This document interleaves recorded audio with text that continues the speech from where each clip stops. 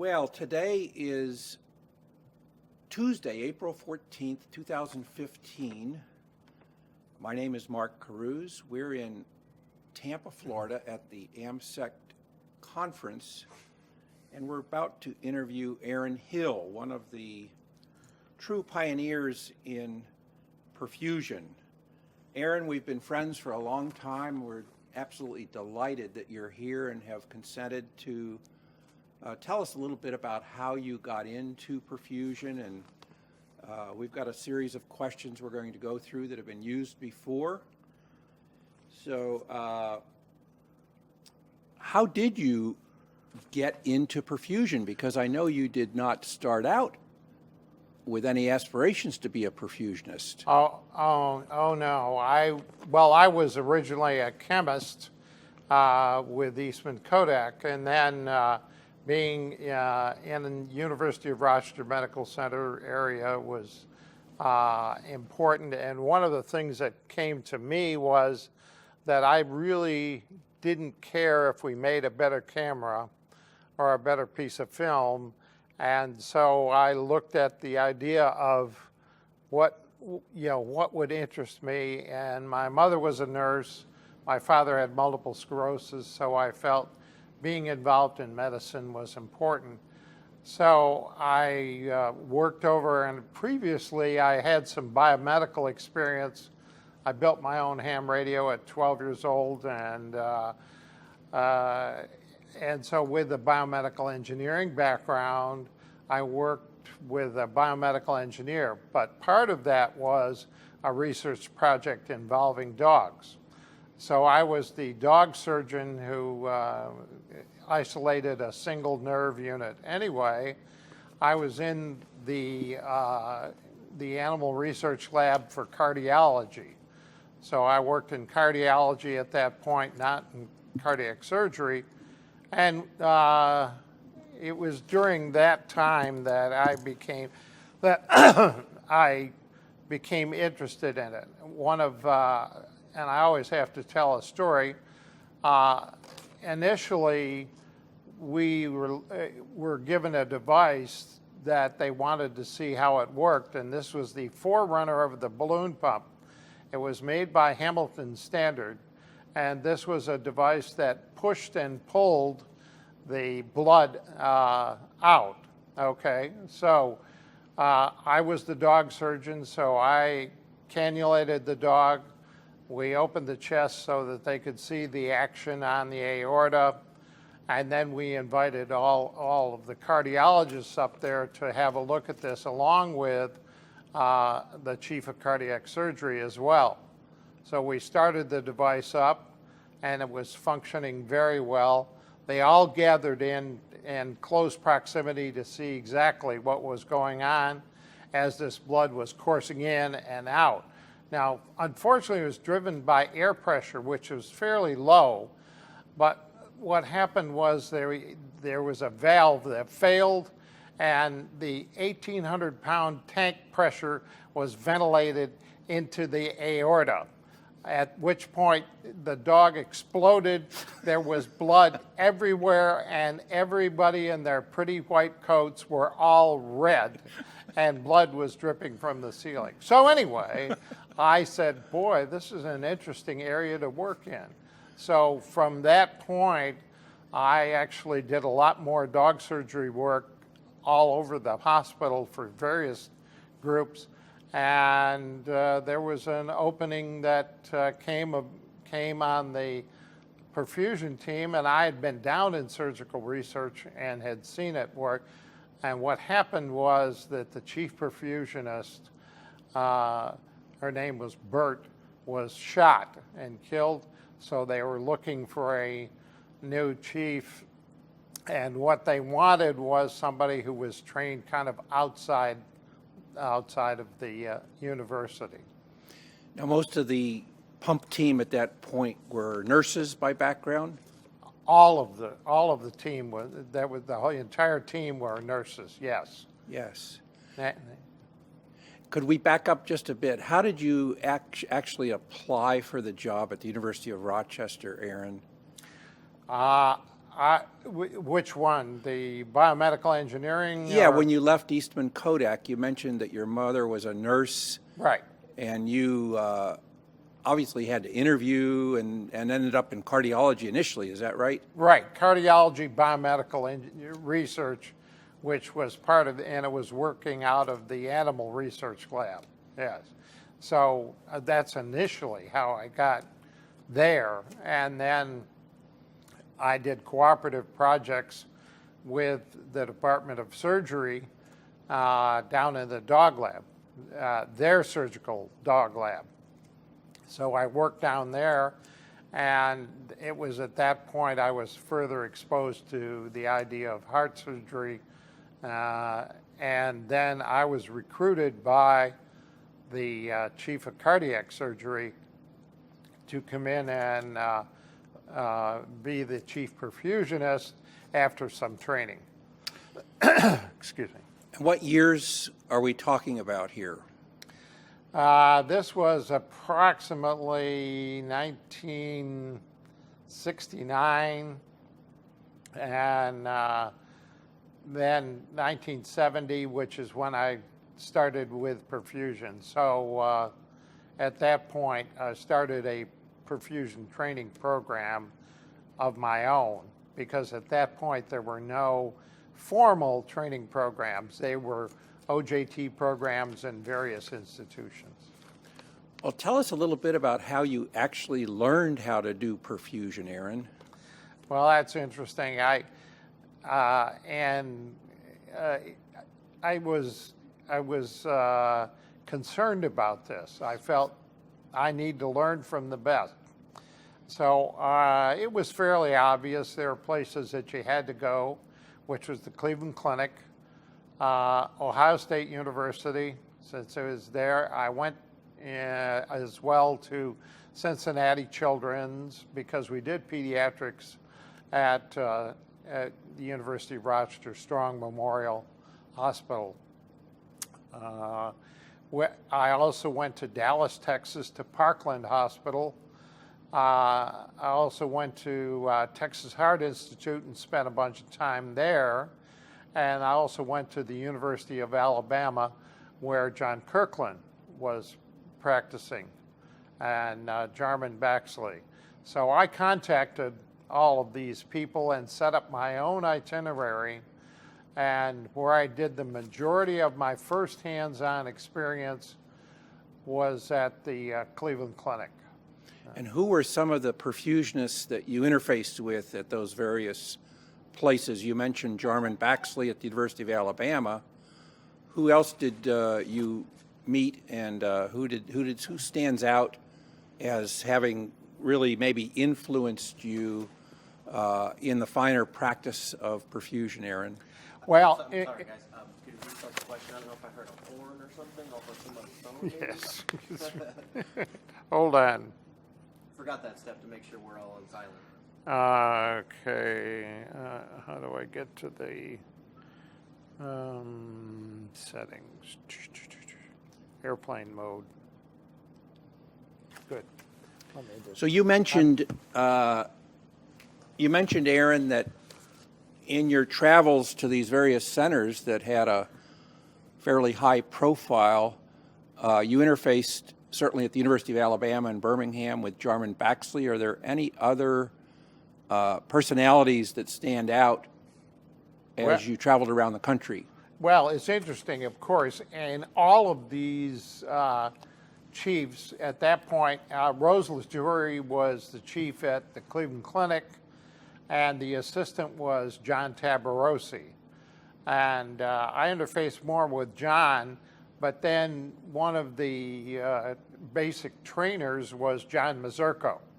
So I worked with John Mazurko. I did my first case with him, which was, she was a Persian princess. You know, Cleveland Clinic used to get people from all over the world, and I think still do. They still do. And I was exposed to a lot of different cases there. So now at Ohio State University, and this goes to a question that I know is going to come up later on. I interfaced with Jim Deering. And, Wonderful. And it really was good. And actually, I was a much better dog surgeon than Jim, because that's what I did all the time, was a dog surgeon. So I actually did a few animal labs with him. And one of the students was a very outgoing, very smart guy, Jeff Riley. Really? Yes. So Ohio State was filled with impressive people.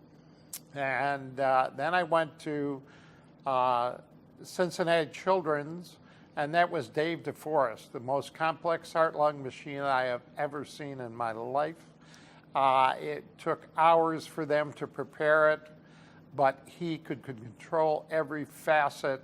It was very interesting, not something that you could easily duplicate, which was always one of my great philosophies, was that I didn't want to be replaced by the janitor. And in this case, there's no way that the janitor is going to replace you in that situation. So at that time, was it non-disposable equipment?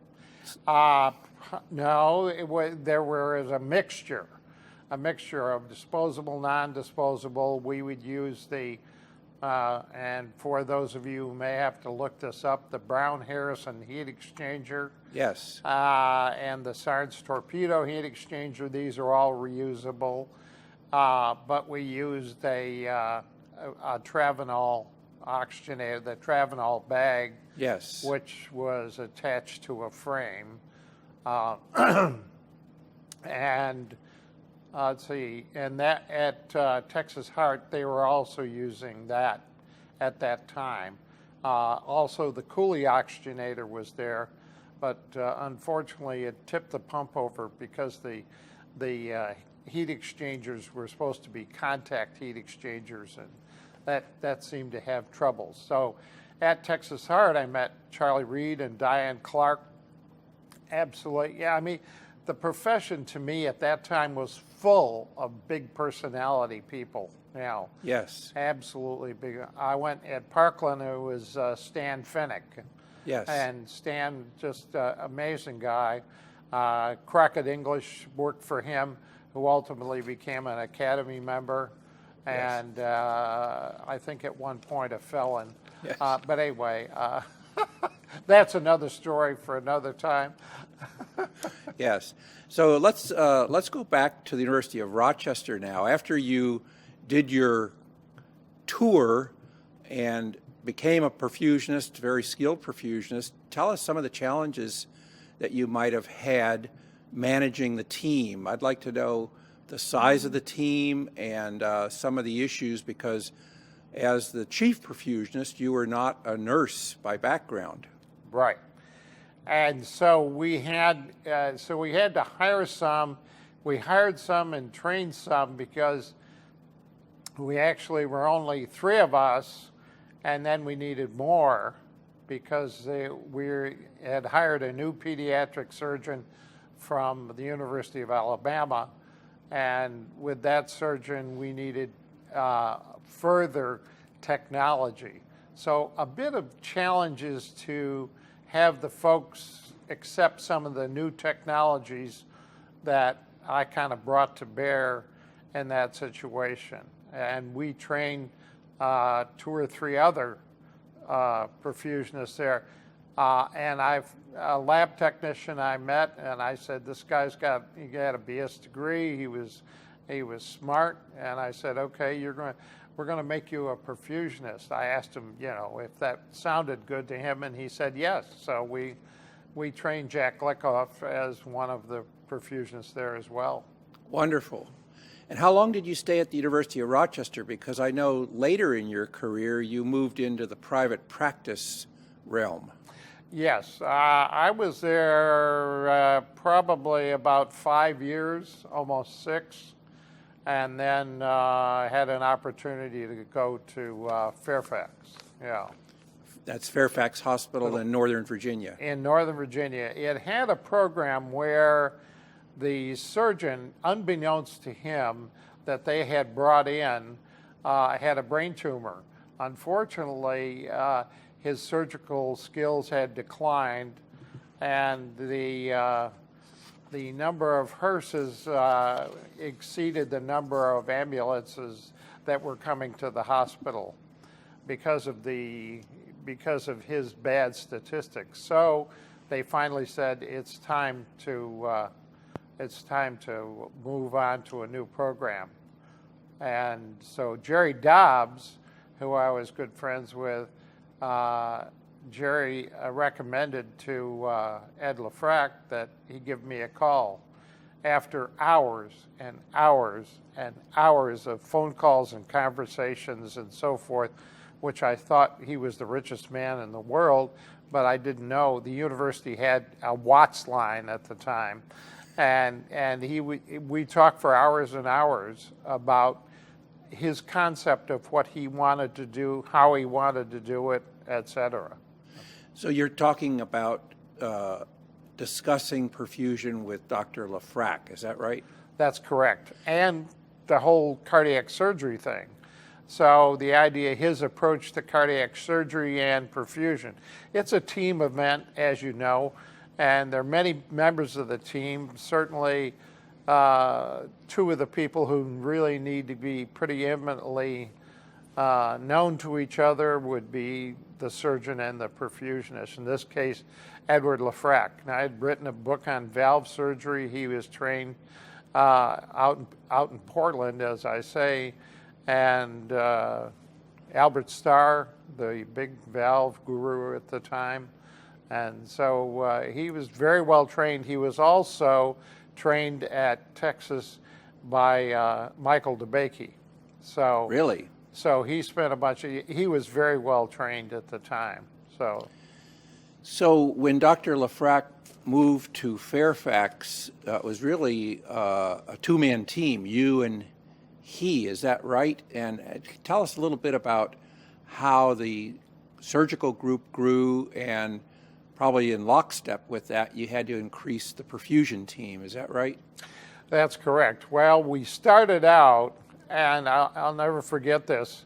I said, well, how do we determine this? And because I thought he had great judgment. And he said, well, I said, who are we going to operate on? He says, whoever will lay down on the table. I said, okay. But he really meant was that the first 50 patients had to do absolutely perfectly, because the other program had failed because of the problem. But we were going to take on all comers more or less. And so after that, we just continued on, and the practice grew very rapidly, and it was he and I, and we did, the last time I did without having someone else was I did 350 cases by myself. And that's in 1 year time? In 1 year's time, yes. So you were essentially on call every night? Every night, every weekend, didn't matter. If he was in town, I was in town. When we figured out that we had to do this, at this point I'm now on the American board, and is a meeting I had to go to, and he said, we've got this type 1 dissection, and I'm going, I'm in Houston, Texas, and which he knew. And he told me, he says, well, here's what you do. You just go out and rent a Learjet and come home. I said, oh, this sounds wonderful. I've never been on a Learjet. Well, the reality was that in order to scramble a crew for the Learjet, that actually a commercial flight was available even quicker. So that we figured it's time to have other perfusionists besides myself. Sure. And you did make it back in time to work on that case? I did, with some assistance in that one of the perfusionists from the hospital center came over and set up the heart-lung machine, and one of the CP techs was fairly knowledgeable, helped them. one of the problems I encountered when I got there, when they said, well, are we ready to go on bypass? The circuit was full of air, which was not a good plan. At that point, I was able to clear everything, and we continued on. Yes, and the case was successful. Wonderful. Now, how long did you stay at Fairfax, Aaron? Well, I was there 25 years.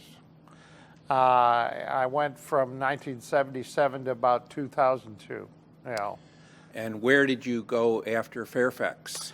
Well, I went to Norfolk General. We moved down to Williamsburg, and I said, well, I first tried my hand at being a wine salesman, working for a wine importer on the road again. Here I am traveling around.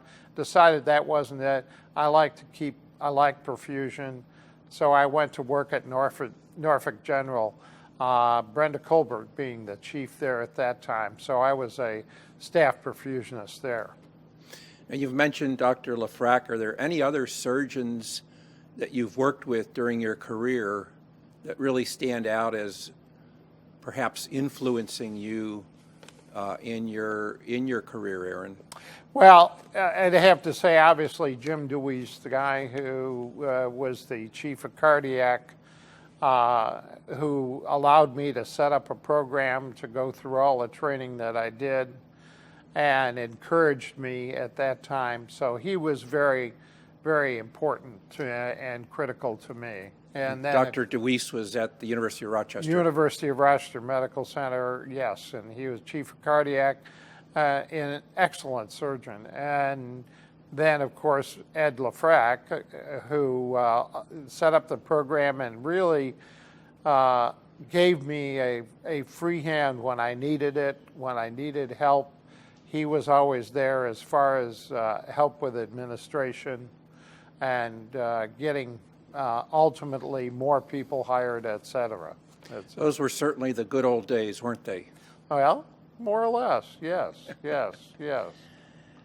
So as we, I'm going to shift gears a bit here, Aaron. As we look back on your career, there's obviously been some technological improvements in how we do perfusion. Is there anything that stands out in terms of innovations that really come to mind at this point as you take this global view of the last 40 years?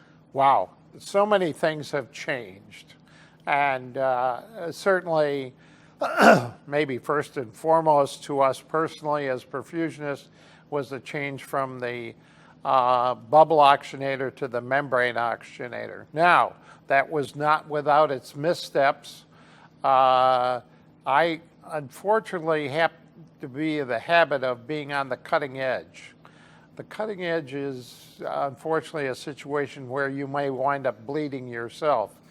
And what would happen, things like the Londe Edwards oxygenator, we use that in a case. I set up double the amount of membrane surface that was needed to do that case. And within a minute and a half of being on bypass, I had the entire circuit open. And I was getting just wonderful PO2s, about 90, 95. Yeah. That was scary. They're very scary, very scary.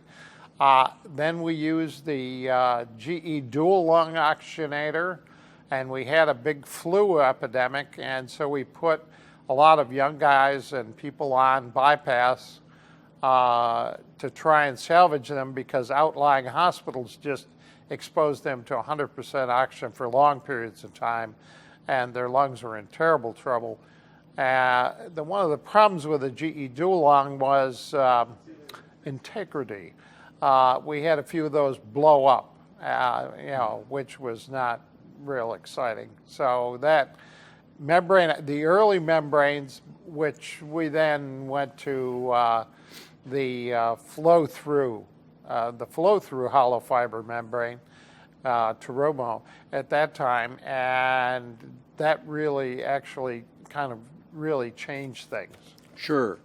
Now, the newer membranes, the hollow fiber membranes, were quite different, much more easier to use than, say, the Londe-Edwards. As I recall, because it was a true silicon rubber membrane, one had to rinse it before you put a patient on with a Londe-Edwards. Is that right? That's absolutely correct, because it was loaded with salt. Oh, boy. And so you absolutely had to flush everything. It was a very complex procedure, and I'll never forget, we had a patient on long-term support with a Londe-Edwards membrane, assisting them up in the unit, and the surgeon comes to me and he says, Aaron, you've got to cover up the edge of that membrane. I said, why is that? I looked over and I said, oh my heavens, it says animal unit, And so in those days, we were using things to do whatever we could do. Sure. To get by, yeah. So you really got into ECMO fairly early, before even the University of Michigan experience became popularized ECMO. Yeah. Oh yeah, we were using membranes much earlier, and one of the we used 3 or 4 different membranes, including the SciMed oxygenator. So we were in ECMO, and Warren Zapol could be the person who would be credited with that. Went to a meeting, Jerry Richmond and I went to a meeting in New York City, and Warren Zapol was there presenting his information that this is the greatest thing. Well, I'm not so sure greatest, but because when you really push the numbers, aggressive pulmonary therapy and membrane oxygenators, at that time, it was kind of a push. Yes. Yeah. Yes. Now, there were some other things that I would... Tell us about other you're innovation. referring to technological innovations? Yes, assist devices. We started early with assist devices. Kletchka, as you know, with the centrifugal pump, that became one. We had a long series that we actually published with the use of the centrifugal pump as an assist pump. And we had some of the best data that anyone had, and that was knowing when to stop. That was the key. Whereas other surgeons tend to keep going ad infinitum, which meant that you had myocardial failure. But we published a great series, on that. So assist devices.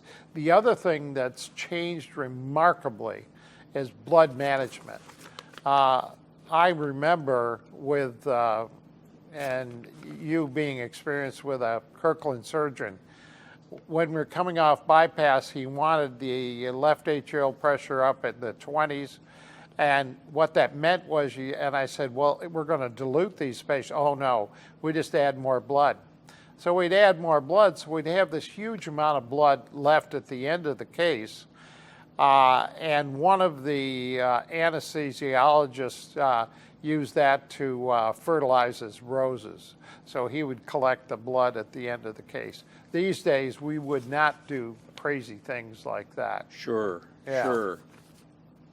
So shifting gears a bit again, you've obviously interfaced with industry over the years, because our field is really technology driven, and there's been a lot of innovations that have come from company engineers.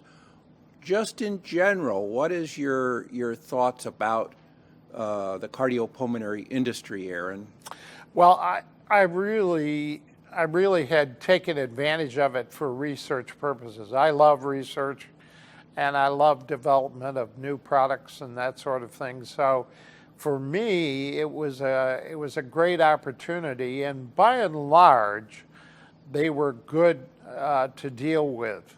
Now, you always had to kind of figure there was something in back of this that they wanted to look at.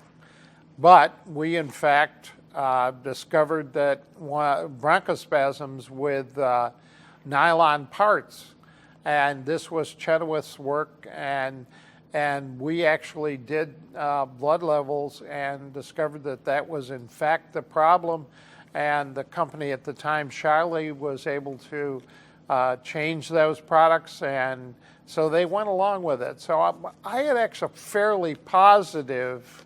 There was one kind of huge negative, unfortunately, and that was we, as young guns and young Turks, got together and wrote a white paper saying that, you know, there are certain levels of things that just absolutely cannot happen. Well, the result was that we got this hue and cry from all of the companies, but the companies had very influential people behind them, and there was some question of whether or not we would all get fired. And there was a huge problem at the time. And you're referring to the AmSECT white paper. Was that done under the auspices of AmSECT at the time?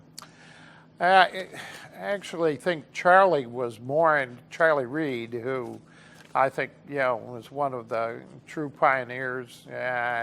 He was actually the guy who was behind that whole white paper, yes. Well, you were active on several committees within AmSECT as well. Can you elaborate on some of your volunteer activities over the years, both within AmSECT, the American Board, and the American Academy, Aaron?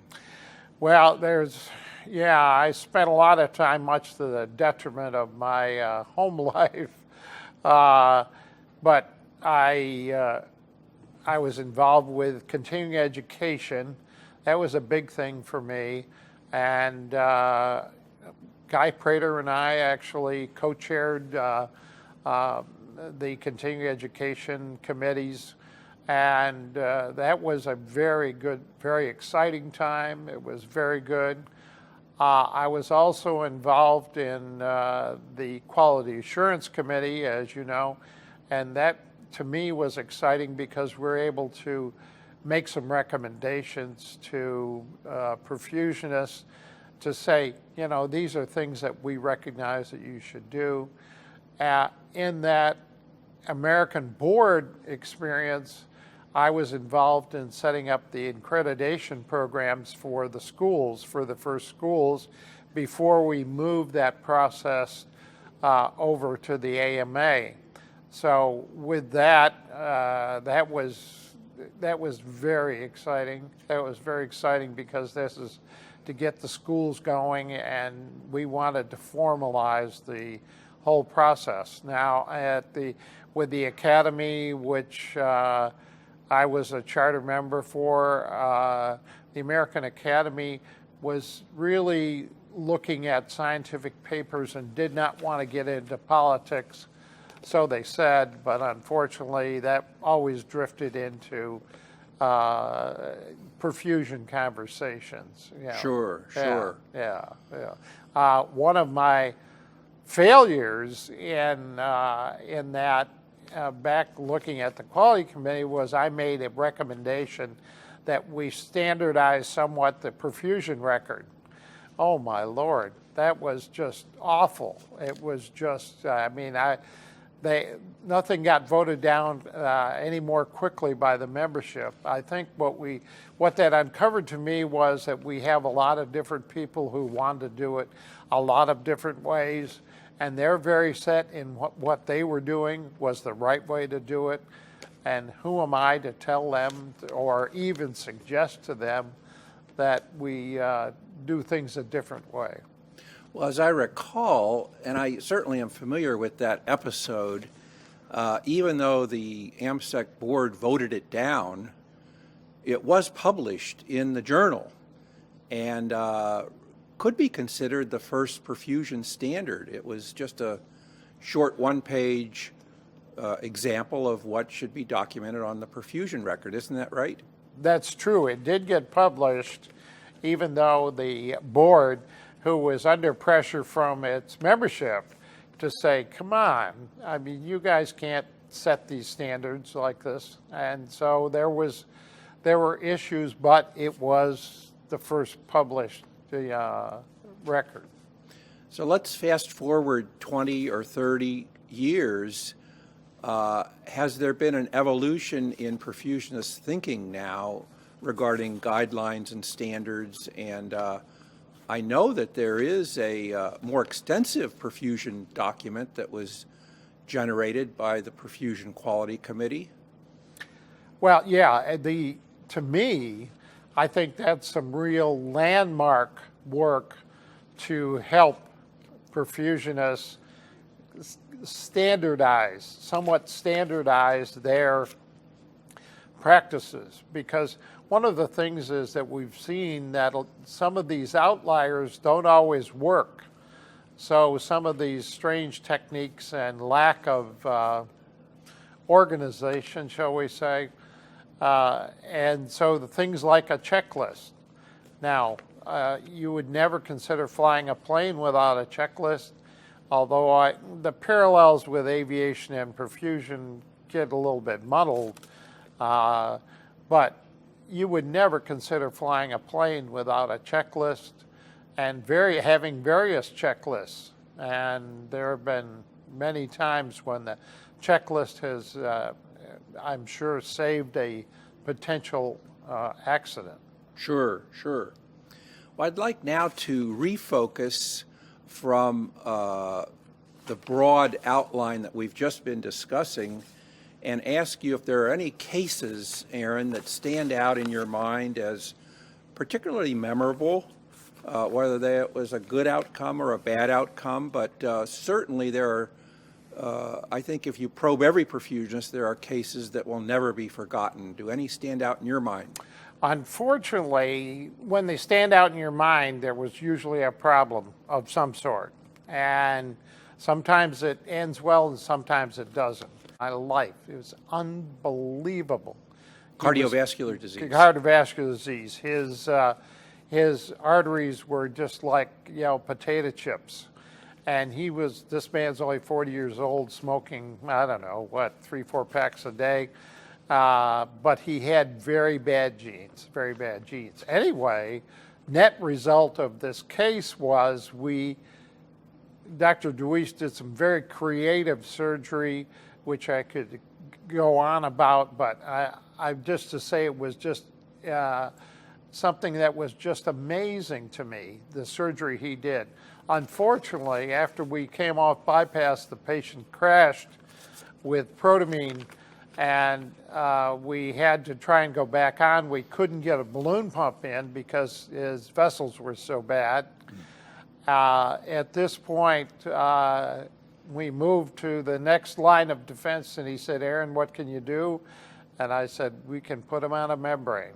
And we put him on a GE dual lung membrane, and I got him out of the operating room on a GE dual lung membrane, went up to the ICU. The first night, believe it or not, I got the flow down to a couple hundred cc's a minute, which is like nothing. And then I'd have to creep back up again. Well, unfortunately, we were never able to really wean him from the ECMO setup. And ultimately, the family came in and said goodbye, and we turned the machine off. Terrible. It was terrible. So that was, if you look at the standout case, gave me a lot of motivation to say we could do something better with ECMO. Sure, So, sure. there was another case, the University of Rochester. I'll make these quicker so they don't bore you to death. Scott Stewart, our pediatric surgeon, was down doing an older PDA. Well, not real old, but an older PDA.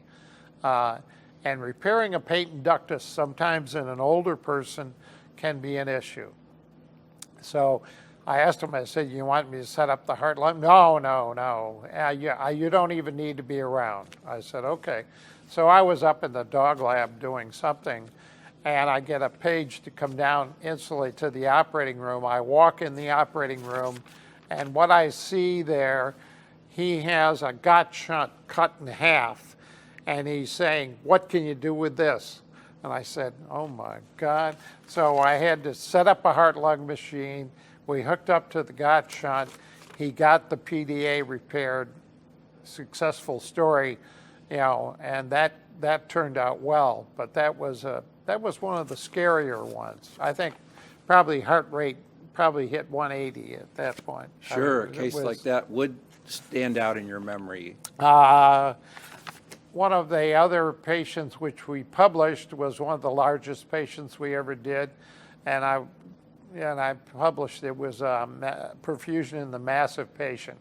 This guy was a former linebacker for the New York Giants. He was 6'7", 370, 60 pounds, and he had a lot of muscle. And I said, oh boy, this is going to be exciting.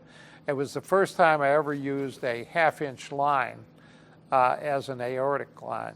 Yeah, it was just absolutely amazing. That was a interesting case, and probably one of the other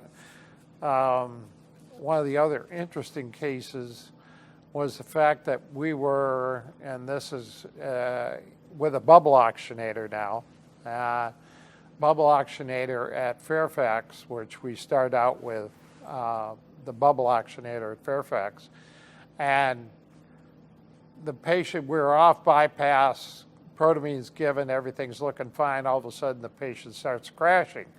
Well, Dr. Lefrecq says to reheparinize, so they give him the syringe, he injects it, and then I open the clamps to run the venous blood back down, and nothing happens. So I had to figure out what the hell was going on. And so what I theorized and instantly was that my venous line was clotted because they had given saline instead of heparin. I ripped the line off, cleared the line, they gave heparin, we went on, and that turned out to be a successful case. Another great save. Well, yeah, it was way too exciting. And I probably got a little bit luckier than I ever, would have been. Sure. Going back to the ECMO case, you essentially managed that all by yourself. Could you talk a little bit about the aspect of teamwork? Again, sort of in a broad sense, Aaron. Sure. I think, well, first of all, you have to recognize that open heart surgery, as every perfusionist knows, is a team effort. And the relationship between the surgeon and the perfusionist is critical, but the relationship with anesthesia is critical, the relationship with the nurses, the whole communication structure within the operating room and outside the operating room. Because these days we are using assist devices in the intensive care units. So this is a whole team concept, and most people don't really understand that. They say, well, there's a perfusion team, yes, but the idea is that the construct should be that we have a team which includes anesthesia, surgery, nursing, surgery along with the perfusionist. Sure, and as a follow-up to that, as the caseload escalated at Fairfax, you and your team, the entire team, surgery, anesthesia, perfusion, became very, very busy. And tell us what a typical day was like when the schedule was just loaded up. How did you turn over rooms? How did you maintain an esprit de corps? Well, we, because we knew the turnover was a very important thing, because we had 3 cases in a day was not unusual. And we'd start first thing in the morning, and of course you have the pump is all set up, ready to go. Patient comes in the room, and I would do and assist things that I would never do today. I would never do them today. But Such as? Such as, I would always put the NG tube in, okay? I got to the point where I was putting the arterial line in. I got to the point where I was putting the Swan-Ganz catheter in. When I put the Swan-Ganz catheter in, I still hold the record at Fairfax from the time the needle touched the skin until the swan was in wedge position was 45 seconds. Amazing. So things that I never should have been doing. We finally figured out, we looked at it, said the liability is just tremendously high, and there's no way that I could get involved in that. Now, to turn over rooms, what I would do is I'd mop the floor. And in order to get the people moving and turning around, we played some rock music and had at a very fast pace, things like ABBA and so forth at the time. And those are things that I would do just to help expedite the case. You know. And on a busy day, you essentially have to go through the entire schedule. And it was certainly probably a rare occasion to finish at 2 or 3 in the afternoon. How long was a typical day on a busy caseload day at Fairfax, Aaron? Well, for me, for personally, as a perfusionist, now it was longer for the surgeon because he had to take care of them postoperatively. We did have a PA at that point that would help from 6 to 6. It was 12-hour days were fairly routine at that point because you know, you had to get ready, you had to get your setup, and you had to be ready for the next day. So you had to have your equipment ready. Sure.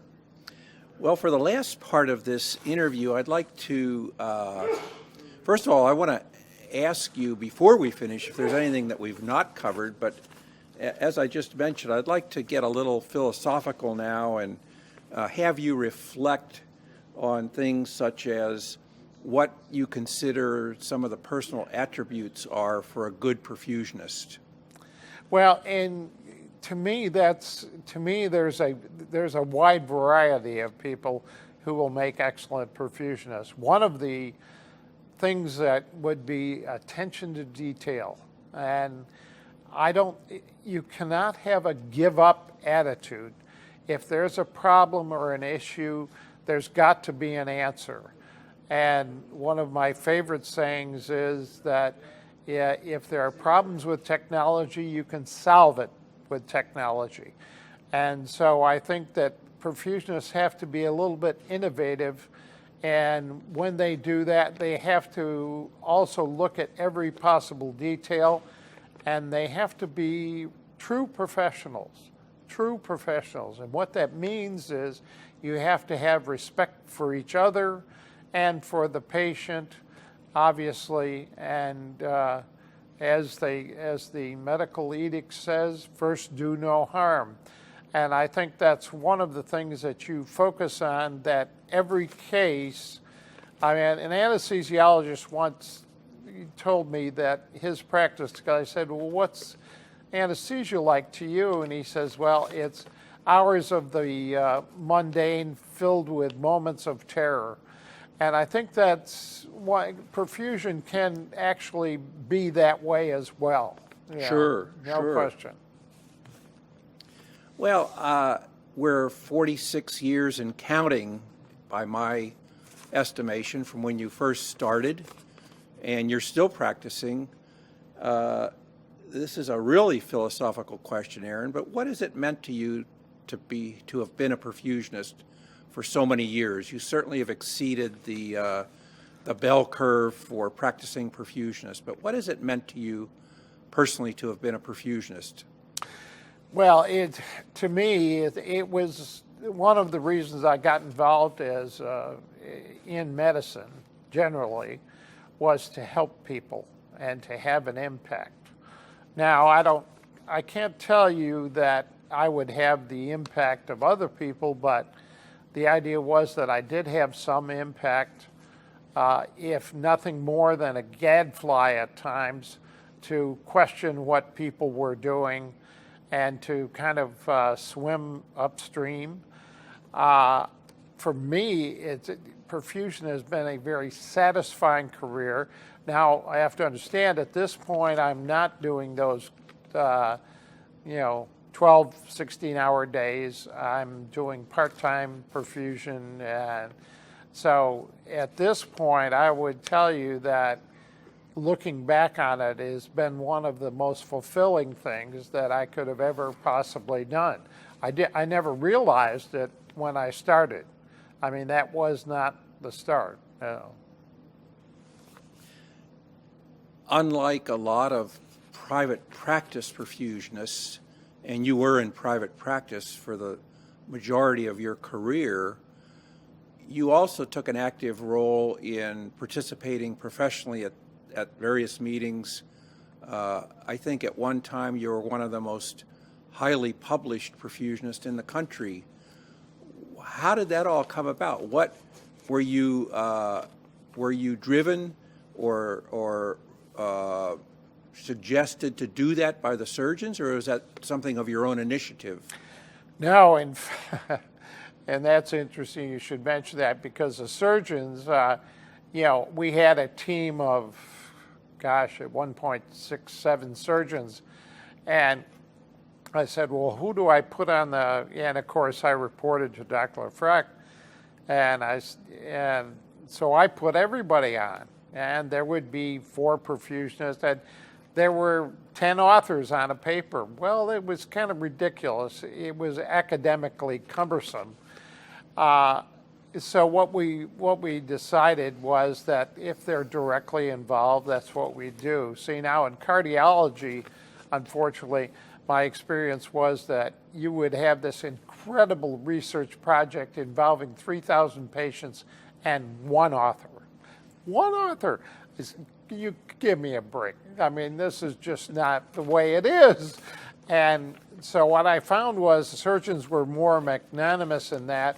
The research, I think, was good because they saw good outcomes from the research. We changed techniques, we improved what we were doing, and so I think that's what drove me, because I could see that we learned every time that we did a research project, whether it was a good outcome, a bad outcome, we learned something, and that was the whole goal. Sure. Well, as we come to near the end of our interview, Aaron, I'd like you to talk a little bit about the role of AmSECT as a professional society, and certainly there are other societies out there, but what has AmSECT meant to you, again, sort of in a broad sense, for the profession? Well, AmSECT to me really gave some structure and foundation to the profession. Remember, before AmSECT was really rolling, we weren't perfusionists, we were pump techs, and there was a lot of negative connotation to the term pump tech. And I always felt that when we became perfusionists, we had moved up a level, and this was something that we were a little more professional. I think AmSECT helped us get there. There's no question. I think there were a lot of driving people in the profession, of whom we've named some, not all, certainly. Matty Massengale, obviously, Leroy Ferris, Jim Deering.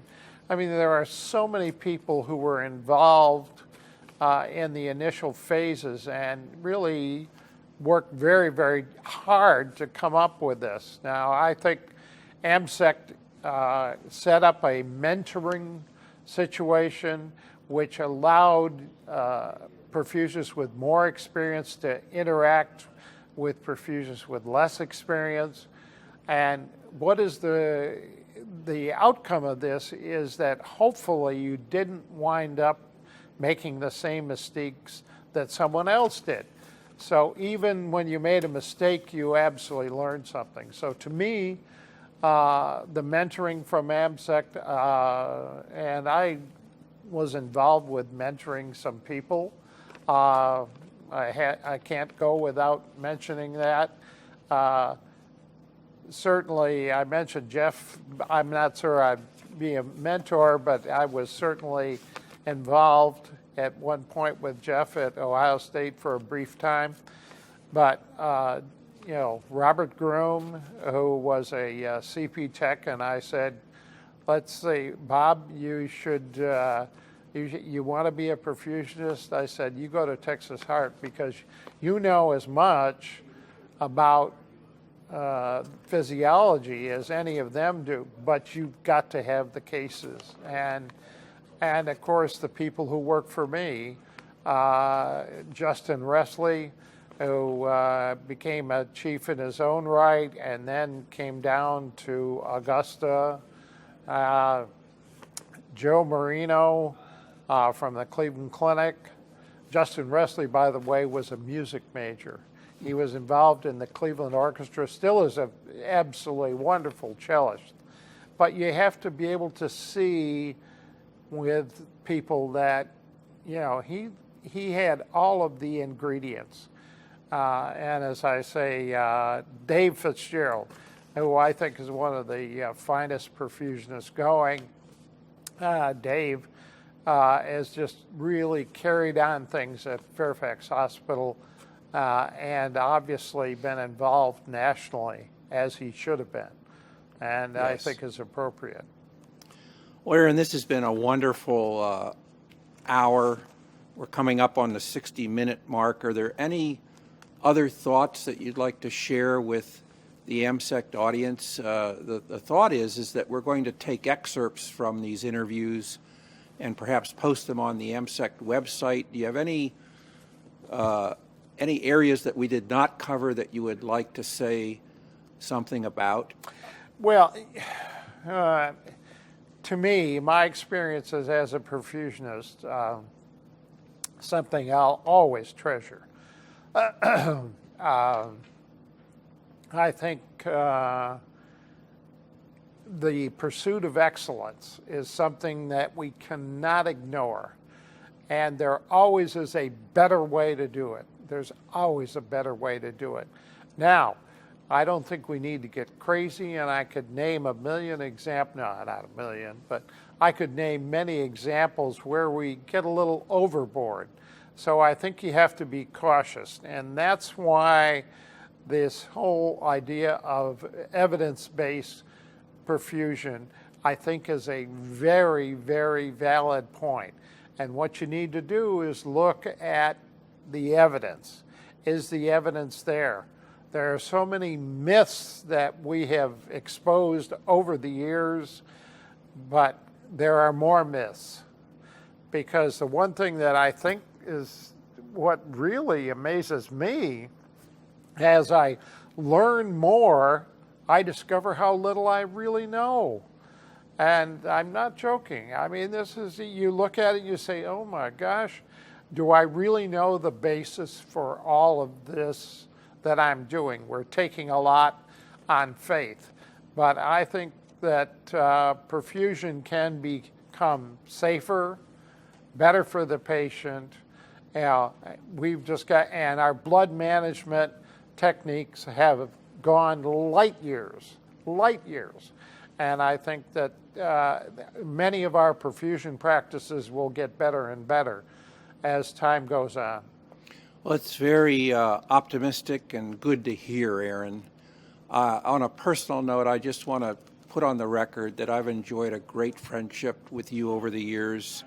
I think in some instances we may have been in competition, and it probably spurred us both on to notch things up even higher. But we've collaborated on many projects together, papers together, organizing meetings, and I really value that relationship immensely, and I wanted to just let you know that.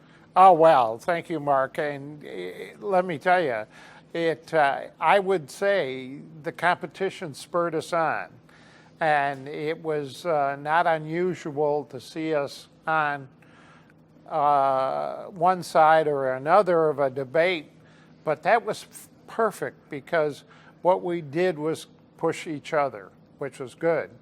I think that some of the things, our collaborative projects, and I never mentioned you know, the whole Foundation stuff, which I think was totally your idea.